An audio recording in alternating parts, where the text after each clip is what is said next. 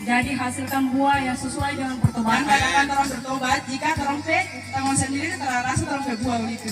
Teman-teman semua mau ke Kalau tong so bertobat, jangan tong balik ulang di tong berdosa yang sama di masa lalu.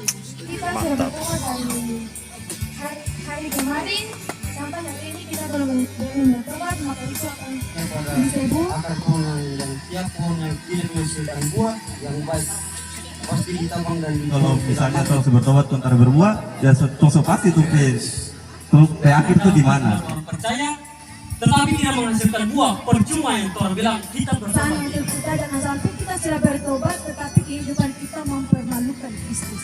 Jadi pertobatan itu bukan sekadar kita kasih pengumuman di seluruh kampung kita sudah bertobat loh. Sudah sukacita. Amin.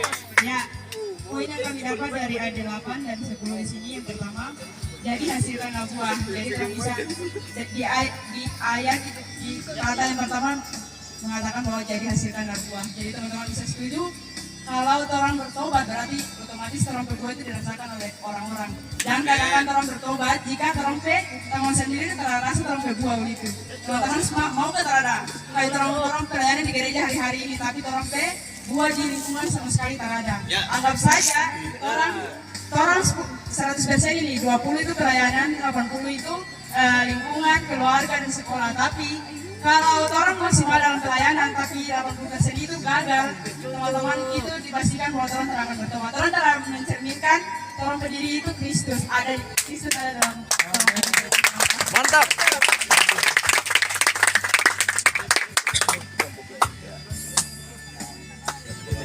Pada ayat ke-8, jadi hasilkanlah buah yang sesuai dengan pertobatan.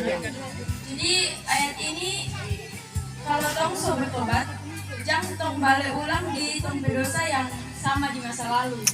Mantap. Sama dengan di Roma 12 ayat 2 berkata, janganlah kamu menjadi serupa dengan dunia ini, tetapi berubahlah oleh pembaharuan budimu, sehingga kamu dapat membedakan manakah kehendak Allah, apa yang baik, yang berkenan kepada Allah dan yang sempurna. Jika kita berubah, kita tidak akan mengetahui. Jika kita tidak bisa berubah, maka kita tidak bisa mengetahui apa yang Tuhan inginkan dalam orang hidup. Orang tidak bisa tahu Tuhan berencana apa di orang hidup kalau orang tidak mau hidup dalam pertobatan. Iya. Dan di ayat yang ke-10, kapak sudah tersedia pada akar pohon dan setiap pohon yang tidak menghasilkan buah yang baik pasti ditebang dan dibuang ke dalam api. Pohon itu seumpama hidup kita. Jadi kalau hidup kita tidak bisa memberi dampak yang baik di sekitar kita, maka pastinya seperti kata firman Tuhan akan ditebang dan dibuang ke dalam api.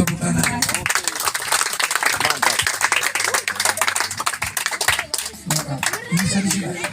Ini.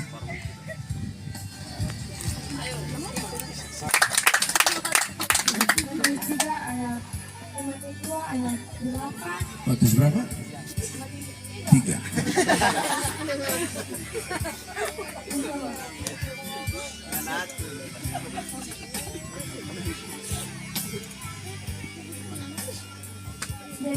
Jadi hasilkanlah buah yang sesuai dengan pertobatan.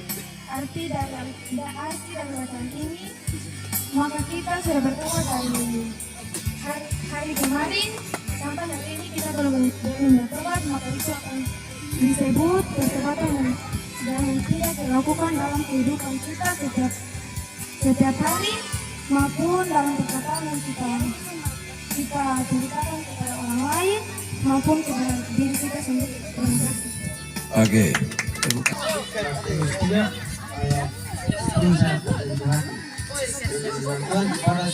pada tidak tersedia pada akar pohon yang tiap pohon yang tidak menghasilkan buah yang baik pasti ditambang dan dibuang ke dalam api. Tabang ya.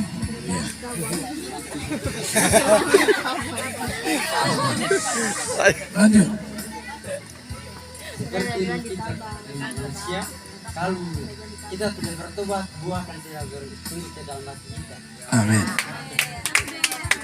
Ada lagi? Oke. Tolong, terima kasih atas kesempatan. Oke, jadi untuk kesimpulan dari kelompok kami itu hasilkan buah yang sesuai dengan pertobatan itu buah Kristen. Pasti teman-teman sudah tahu ada di Galatia 5 tentang kasih, sukacita dan sebagainya. Boro. Ya benar.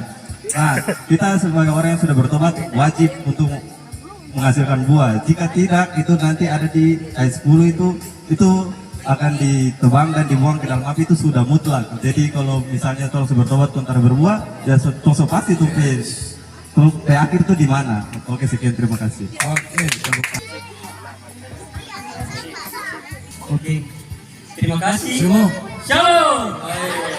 Jangan tegang gitu dong. Ya teman-teman, dari apa yang kami dibahas tadi yang ayat 8. Jadi buah itu adalah bukti yang membedakan saya dengan orang dunia. Itu yang pertama. Yang kedua, bukti sebagai saya versi lalu dan saya versi murid Kristus. Amin. Nah, ayat yang ke-10 itu kan kalau pohon tidak menghasilkan buah ditebang. Nah, Torang dapat pesan dari sini, jangan sampai Torang hidup menjadi orang benar dalam kumpulan orang percaya, tetapi tidak menghasilkan buah. Percuma yang Torang bilang, kita bertobat. Jadi itu yang Torang dapat. Terima kasih teman-teman. Oke, tepuk tangan luar biasa. Oh, Salam. Sekali lagi salam. Salam. Iya, dari kelompok kami telah berdiskusi. Di mana ayat yang ke-8 berkata, jadi hasilkanlah buah yang sesuai dengan pertobatan. Nah, di sini kami dapat bahwa kalau kita sudah bertobat, lalu tidak ada buah yang keluar dari kita, maka itu tidak ada gunanya. Di ayat yang ke-10 dan kalau kita tidak ada gunanya, kita akan dipotong, ya, atau ditebang dan dibawa ke dalam api.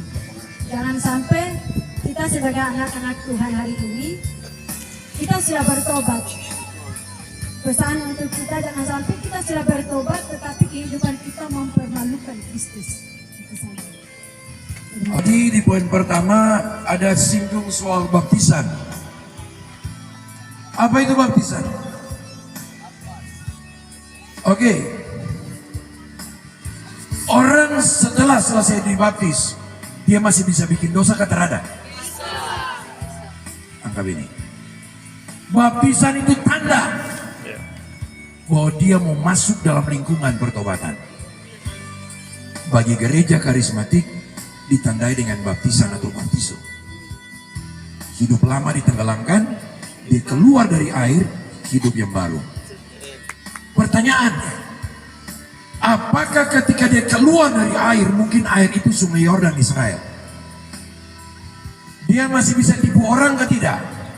Dia masih bisa bohongin papa mama ke tidak? Yes. Jadi anak muda yang di dalam Kristus, dia tidak menjadikan baptisan sebagai selubung untuk dia bersembunyi di sana. Karena itu cuma tanda. Tapi yang Tuhan cari bukan tanda, bukti yang Tuhan cari. Ada amin? Nah. Jadi pertobatan itu bukan sekadar kita kasih pengumuman di seluruh kampung, kita sudah bertobat loh, di gereja tepuk tangan, gereja bahasa roh, bukan itu. Buktikan itu lewat sikap hidup kita. Gua berbicara soal apa? Sikap hidup. Makanya di Galatia pasal 5 tadi itu toh. Ya. Ada berapa buah roh? Pikir baik-baik loh. Salah. Buah roh cuma satu. Yes. Cuma dia purasa ada 9 rasa. Itu dia. Coba baca Galatia, bukan buah-buah roh, tapi buah roh. Cuma satu. Oke, lihat saya. Kekristenan itu ada dua hal. Ya, yang pertama di 1 Korintus 12 bicara soal karunia roh. Ngoni pimpin pujian, main musik, khotbah itu karunia. Nah, karunia bisa bikin ngoni terkenal bukan saya Doitia sampai ujung bumi. Tapi karuniamu tidak membuat kamu dikenal oleh pemilik karunia, Kristus dalam hal ini.